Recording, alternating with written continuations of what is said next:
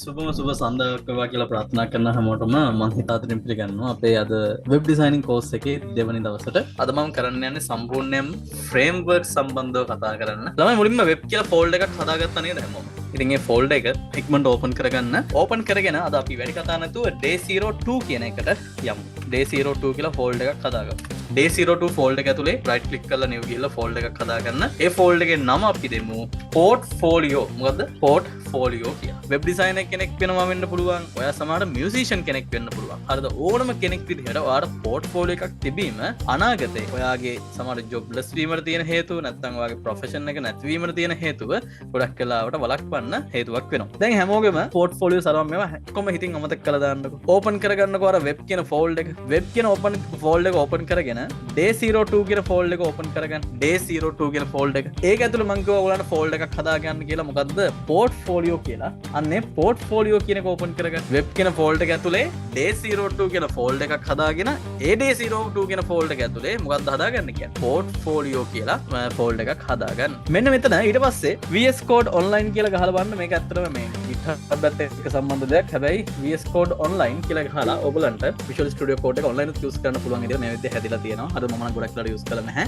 but vscode.dev මෙන්න මේ link එකට ගිහිල්ලා ඔයගලන්ට පුළුවන් Visual Studio Code එක පාවිච්චි කරන්න. ඉතින් අපි ඕන වෙනසකට එක්ක vscode.dev කියලා එක පාවිච්චි කරලා බලමු. හරි කියන අරොත් අපි අරකට කොහොමද vscode.dev කියන එකට ගිහිල්ලා හරිද?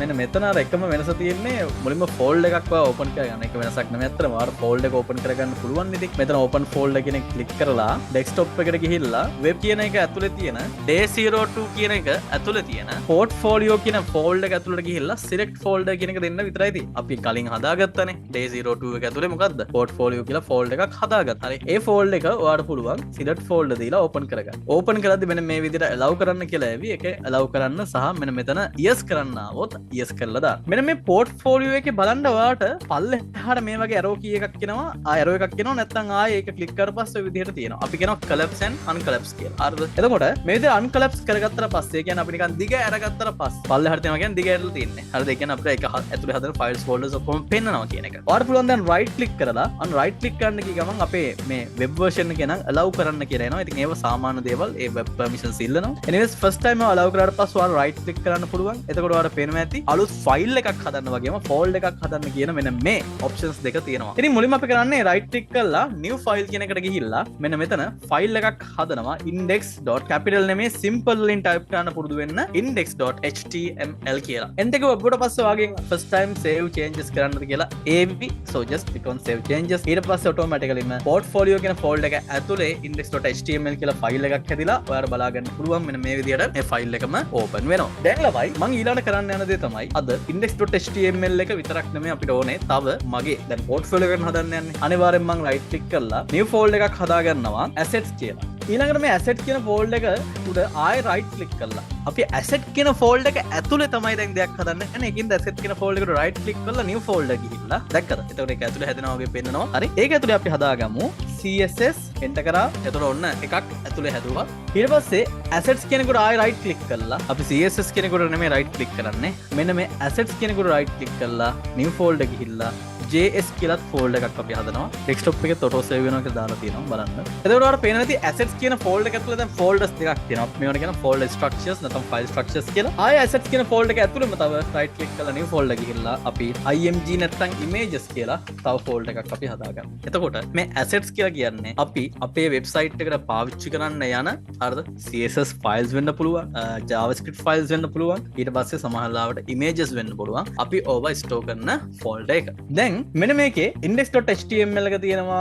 හැබැයි CSS කියන ෆෝල්ඩර් එක තියෙනවා, JS කියන ෆෝල්ඩර් එක තියෙනවා. CSS ෆෝල්ඩර් එකට right click කරන් CSS ෆෝල්ඩර් එකට right click කරලා new file එකක් හදාගන්න ළමයි. පළවෙනි CSS file එක styles.css. What is that?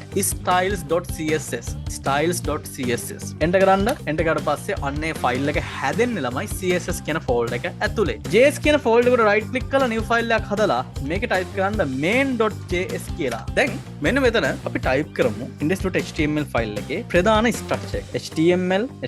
html tag එක open කරා නම් html tag එක close කළ යුතුයි. html කියන tag දෙක අතර අනිවාර්යෙන් අපි type කරනවා ළමයි head කියන tag එක. මේ පේනවා ඇති HTML එක අතර තමයි head කියන එක ඔය විදිහට type වෙලා තියෙන්නේ. හරි උදාහරණයක් විදිහට අපි HTML කියන්නේ full body එක නේ. full body කියලා කියන්නේ සලකගත්තොත් ඔළුවේ සිට කකුල් දෙක දක්වා හරි යටිපතුල දක්වා. ඒ කියන්නේ හිසේ ඉඳන් යටිපතුල වෙනකන් තියෙන සම්පූර්ණ full කෑල්ල. ඒක ඇතුලේ ඔන්න තියෙනවා head උඩ කොටස. ඔන්න බෙල්ලෙන් උඩ කොටස තමයි head. එතකොට දැන් බෙල්ලෙන් යට කොටස තියෙන්නත් ඕනේ මොන tag දෙක ඇතුළද? HTML tag දෙක ඇතුළෙම තමයි. ඒකෙන් ඉඳන් මෙන්න මෙතන type කරනවා body කියලා. BODY body.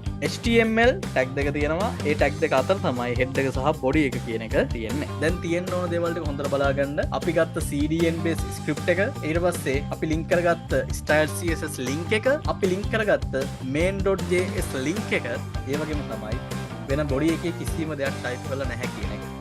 දැන් හරිම ලේසි පාර්ට් එකක් කියලා කරන්න යන්නේ. හරිම ලේසි පාර්ට් එකක්. දැන් අපි මේ play CDN එකේ ඒ තියෙන link එකටම ගිහිල්ලා බලන්න මෙන්න මේකේ UI key templates components කියලා මේ වම් පැත්තේ උඩ තියෙනවා. බලන්න documentation කියන එක යටතේ components කියලා තියෙනවා. බලන්න හොඳට ගිහිල්ලා component. අන්න ගියාට පස්සේ පල්ලෙහාට යද්දි තියෙනවා wow දෙන්නම් ජම්බෝ කියලා කොම්පෝනන්ට්ස් ටික. අපෝ මේක ඔක්කොම කොම්පෝනන්ට්ස් ටික තියෙනවානේ. වෙබ්සයිට් එකට දාන්න ඕන මොන AIද මේ තියෙන්නේ? hero section. දැන් මේ වචන දන්නේ නැති කට්ටියට ඔන්න හොඳම දේ. ඔන්න දැන් ඉගෙන ගන්න. මම link එකක් දාන්න. as needed YouTube කට්ටියටයි Zoom එකටයි. ඔය link එකට ගියාට පස්සේ දැන් මේ link එකට යන්න විදියත් ඔයා හොයාගන්න ඕනේ. බලන්න ගියාට පස්සේ තියෙනවා. හරි over 500 professionally designed fully responsive expertly crafted component examples you can drop into your Tailwind projects and customize to your heart's content. ළමයි AI එන්න කලින් ඔයාලා දකින්න සමහර වෙබ්සයිට්ස් wow වෙන්නත් සමහර වෙබ් ඩිසයිනර්ස්ලා wow වෙන්නත් ප්‍රධාන හේතුව මේ ෆ්‍රේම්වර්ක්ස් වල තිබ්බ පවර් එක නැතුව එයාලගේ හැකියාව නෙමෙයි. ඔයාලා හිතනවා නම් HTML චුට්ටකුයි CSS චුට්ටකුයි JS චුට්ටකුයි ඔයාලා ගෝලවල් IT වල RLIT වල ඉගෙන ගත්තට පස්සේ මට වෙබ් එකක් වෙන්න පුළුවන් කියලා. ඔව් එහෙනම් ඔයා next level engineer කෙනෙක් level එකට හිතන්න ඕන. මේ අමාරු දේවල් කරන්න ලේසි කරන්න අපිට මෙන්න මේ වගේ components හදලා දීලා තියෙනවා. බලන්න අර layout එක අපි හදාගත්තට පස්සේ දැන් පුළුවන් අපිට මුලින්ම අවශ්‍ය වෙන්නේ උඩට අවශ්‍ය menu එක. මෙන්න තියෙනවා ළමයි header sections කියලා තැනක් තියෙනවා. බලන්න header section click කරන්න. header sections කියන click කරලා පස්සේ ඔයාලට බලා ගන්න පුළුවන් එක sections වගේක් තියෙනවා. මේ විදිහට හද back වෙනවා. pricing sections කියලා තියෙනවා. මේ වගේ prices තියෙන sections back වෙනවා. hero sections සාමාන්‍යයෙන් ඔයාලා දැකලා ඇති sliders එහෙම තියෙනවා. දැන් අපිට අවශ්‍ය menu එකක් තියෙන hero section එකේ පේනවා ඇති. එක type එකේ hero sections මේ විදිහට තියෙනවා. wow nice. ඒක website හදන්න දෙයක් නැහැ නේ බා. මේ තියෙන හදලා මේක අරගෙන නමක් ගමක් වෙනස් කරලා මිනිස්සෙක් වුණා නම් හරිනේ. හරි ලස්සන components. ඊට පස්සේ bento grids මොනවද මේකනේ? බණ්ඩ මොකක් කර කියස bento grids මේ bento grids කියලා කියන්නේ ඒවට. wow හරි ලස්සන වචනේ මොන bento grids. ඊට පස්සේ newsletter section එකක් ඔයාලා දැකලා තියෙනවා මේවා නේද? මේ newsletter section. stats. අර stats ඕන නම් මෙන්න තියෙනවා stats. ඔන්න ඔයාගේ customers ලා මෙච්චරයි කියලා දානවා stats තියෙනවා. wow ඔක්කොම ටික තියෙනවා නේද? ඔයාලා team එකේ කට්ටිය වැඩ කරන්න ඕනේ. මේ විදිහට ඇඩ් කරන්න පුළුවන්. මේ විදිහට ඇඩ් කරන්න පුළුවන්. මේ විදිහට ඇඩ් කරන්න පුළුවන්. මේ විදිහට ඇඩ් කරන්න පුළුවන්. මේ විදිහට ඇඩ් කරන්න පුළුවන්. අනේ හරිම ෂෝයි. මේ වගේ components ඔයගොල්ලෝ පාවිච්චි කරාද මෙතනින් අරගෙන මෙතනින් මේ Tailwind එකේ. anyways බලන්න මේකේ කැමති component එකක් ගන්න. banners තියෙනවා, අරවා තියෙනවා, for note, for pages, landing. මේ තියෙන landing page හදන්න උගන්වන්න දෙයක් නැහැ. මේ තියෙන landing page nice. full page එකම තියෙනවා. දැන් ඔක්කොම තියෙනවා කියලා කිව්වා.